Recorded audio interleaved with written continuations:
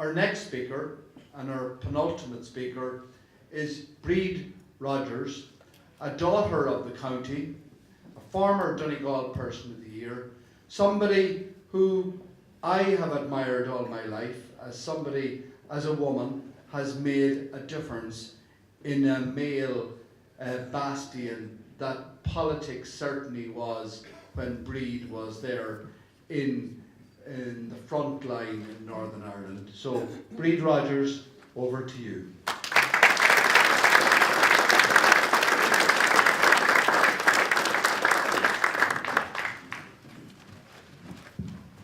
I going to better put this down? Is that okay? Can you hear me? Could you I'm glad to be back home. It's nice to see very friendly faces, a lot of whom I know and some of whom are my relations. And I have to tell Denny McGill, my tonsils was taken out too by Dr. McGill a long time before you, Denny. And in relation to Donegal says no, I'm not surprised to find that we have something at last in common with the Reverend Ian Paisley. Because as John Hume used to say, if you took no of the out of the English language, he'd be speechless. However, 27 years ago, I was very privileged to be asked to give the Michael Collins oration in Bellnabla.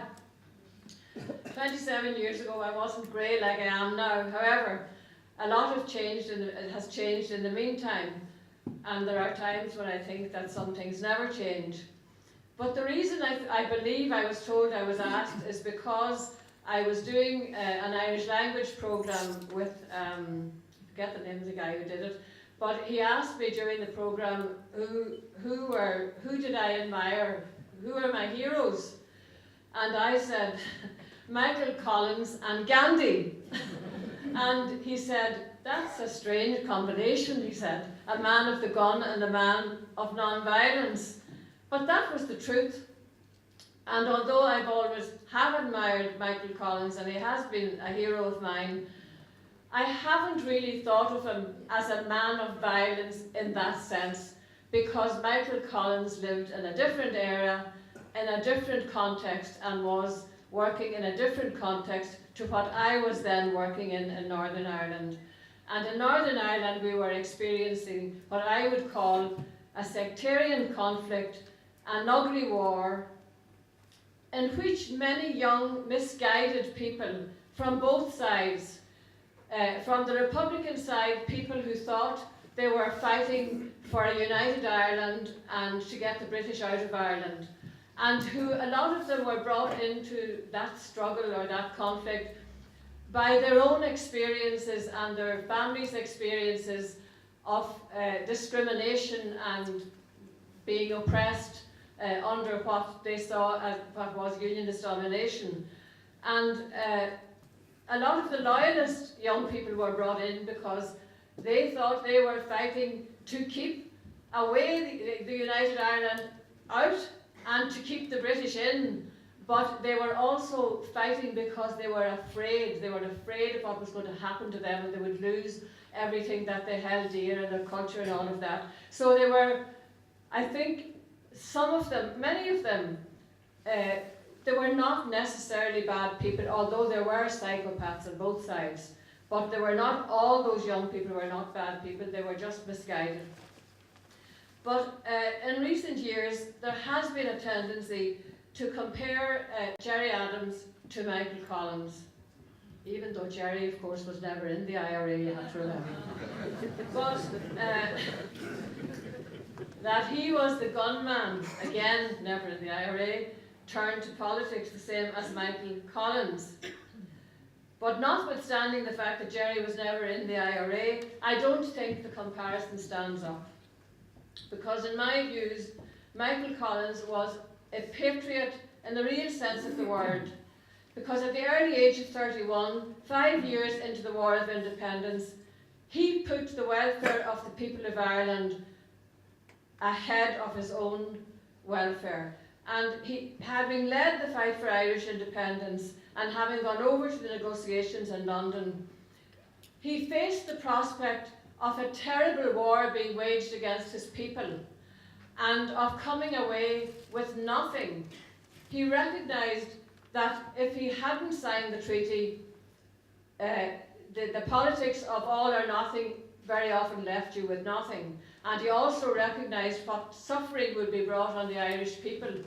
And he recognised that this was the best that was on offer, as Dinny and others have already said. And for that reason he signed the treaty, recognising that, as people have already said, that he would be signing his own death warrant. But he also did it because he was a man of vision, and he was able to recognise that here was an opportunity to develop something that really could be for the betterment of the whole of Ireland. And recognising that opportunity, he grasped it, knowing that there would be difficulties. But he talked about the freedom to achieve freedom, and he talked about stepping stones, one step at a time. And in that sense, I believe that the reason that I identified with Michael Collins was because he was able to face reality. He wasn't just, and I think it was Dinny that said it earlier, he wasn't just a man who was all idealism with no practicality. And all idealism is very good, and I have nothing against idealists, but idealists very often don't achieve a lot. It's the pragmatists and the people who can face reality who do. And interestingly enough, the first document that the SDLP ever brought out was called Facing Reality. And what we were saying then was, we are now in a context where we're deadlocked, because Nationalist Ireland's view is the only people who count are the majority on the island. Not the majority in the north, but the majority on the island are the only ones who have the right to self-determination. And that was the position of Nationalist Ireland. And of course the Unionists had a totally different view, because they said they were going to what we have we hold, not an inch, and we're not going to budge.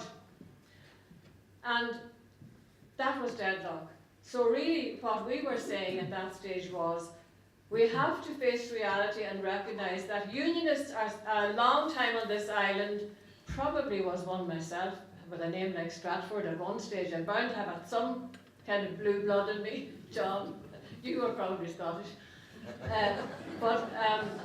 Anyway, we did realise, and we did say, we have to recognise that the Unionists have a right to be what they are and where they are, and we have to accommodate that. But we also have to ask Unionists to recognise that we, the Nationalists in Northern Ireland, have rights too. And we are not Unionists, and we have a right in our own country, in this part of the country, to be able to express ourselves and our nationalism, and to have equal rights, and so on. So that was facing the reality that we were different people, but we had to learn to live together, and we had to be equal. Now, one of I don't want to go on too long, because I know it's late and you're probably all getting tired, but I want to just deal with the fact of the comparison between Gerry Adams and Michael Collins. And I want to make the point that in recent years, I believe history is being rewritten at an awful rate. And we are being told, for instance, and before I say this, I want to say one thing.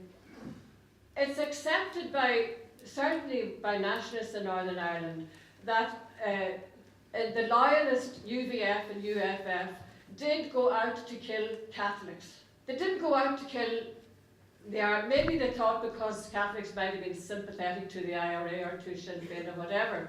But an awful lot of the deaths were just Catholics who were handy targets. Nothing to do, many of them nothing to do with any politics, with anything whatsoever. And I'm thinking of the murders of people who happen to be presidents of GAA clubs. I'm thinking of the two innocent boys in my own area, Rory and Gerard Cairns, 19 and 22-year-old, within a week of the Shankill bombing, when the UVF had said that the nationalist people would pay dearly for what had happened.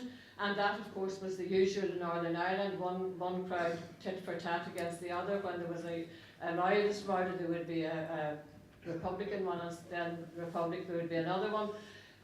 But these two men were sitting in their own kitchen with their 11-year-old sister who had just celebrated her birthday, and two loyalist gunmen came in, shot them at point blank range just because they happened to be handy Catholics. Their father had gone out to collect their mother from Mass. Now that's the sort of thing that was happening. So I'm not saying that it wasn't happening on both sides. But what I want to say, and it was recognised that, you know, it was just a case of killing a Catholic wherever you could get a Catholic. But there is a sort of a myth being perpetrated now that the IRA, of course, never did that. They never killed innocent victims. It was always the security forces or whatever else, that they didn't target innocent civilians.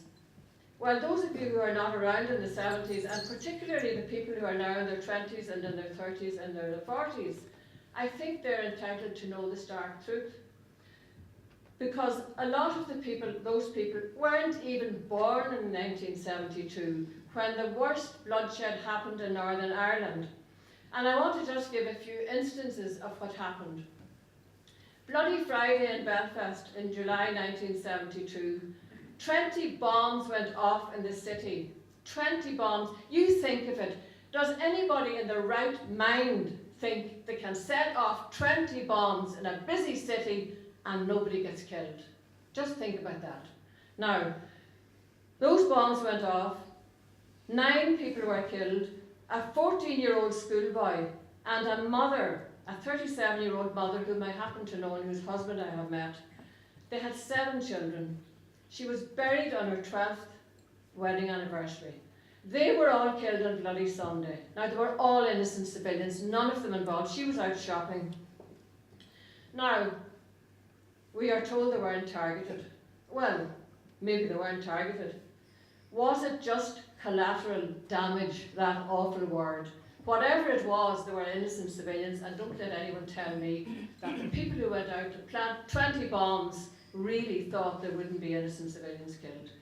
Now, within 10 days of that atrocity, we had the Claudy bombing, 9 other innocent lives, the youngest an 8-year-old girl and the eldest a 68-year-old man. And this just a few months after the British had killed 18 or 13 innocent people, innocent civilians in Derry. So I'm not saying that any side had a monopoly on violence or terror, but what I am saying is that to pretend that one side did not kill any innocent civilians is just simply not true. The napalm bomb at the Lamont Hotel in 1978, where there were members of an Irish Collie Club and the Northern Ireland Junior Motorcycle Club holding annual dinners. Now, are they innocent civilians? 12 people were killed in that, and many others maimed and injured and badly burnt and still suffering to this day. 30 of them badly burnt, and a napalm bomb where the flames just spread right through the place. Now, those are just a few examples, and there are many others at the hands of loyalists and the British forces as well. But to have lived through the 1970s in Northern Ireland was like living through a never-ending nightmare. And every student of history, of Irish history, and I was talking to one of them here tonight earlier on, should read Lost Lives. I don't know if you've heard of the book, some of you will have. It's a litany, an awful sad litany of the endless tragedies and the unbearable human suffering, not to mention the awful history of the disappeared. That was written by David McKittrick and others. There were 4 of them wrote it, but it gives a history of every single murder and, you know, the story of what happened at the time. It's a very, very big tome, and I was saying to John McAllister earlier on, interestingly enough, the most part of that tome, the biggest part of it, and it's a very big book, more than half of it, is just the 1970s. It was a horrific time in Northern Ireland. More than 1,500 Catholics and more than 1,200 Protestants lost their lives in the Troubles. And the truth is that the IRA accounted for more Catholic deaths than any of the other forces, British, Loyalist or anyone. 338 in total were killed by the IRA, and they also accounted for 49% of all the deaths. Now, I do acknowledge And I don't underestimate the important role that Gerry Adams and Martin McGuinness have played in bringing this awful cycle of violence to an end.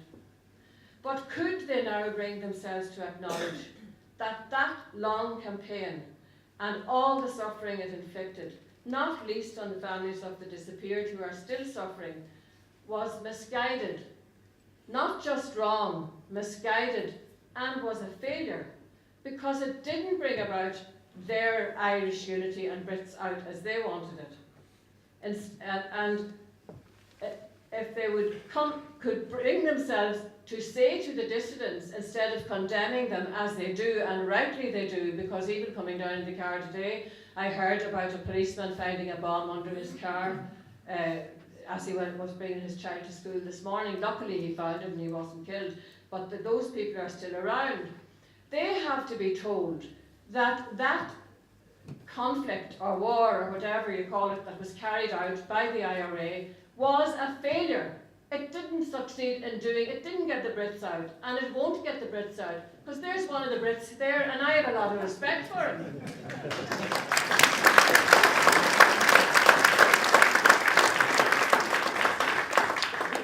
I knew him when I was a Minister for Agriculture because he was in the Young Farmers Union, and he used to be, he told me one time he was acting in a play, and do you know what part he was playing? You'll never guess it, John the 23rd.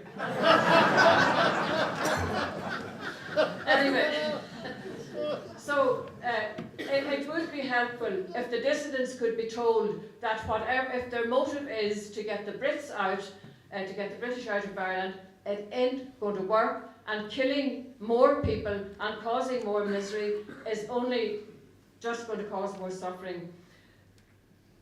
So the truth is that not only did it not get their stated aim, the truth is that it actually increased the sectarian hatred and mistrust between the people and made the reconciliation more difficult between unionism and nationalism, and therefore put the hope for Irish unity in the foreseeable future further away. The Good Friday Agreement that John has spoken of was, in the words of Seamus Mallon, Sunningdale for slow learners, because it really was what we got in the Good Friday Agreement was the same as Sunningdale. Unfortunately, after Sunningdale, we didn't have a Michael Collins in the Republican movement. If we had, it would have been accepted, and things could have been different. Of course, the Unionists didn't accept it at the time. Nevertheless, it could have changed the context. How many lives could have been saved? How much tragedy and suffering could we have avoided if the Republican movement and the unionism, apart from Faulkner unionism, which I suspect if he was around today, and he probably wasn't even born then, he would have been a part of, if they had been able to accept what they accepted 25 years later. What a pity that the men of violence refused to heed John Hume when he told them that the answer was spilling their sweat and not their blood. Thank you.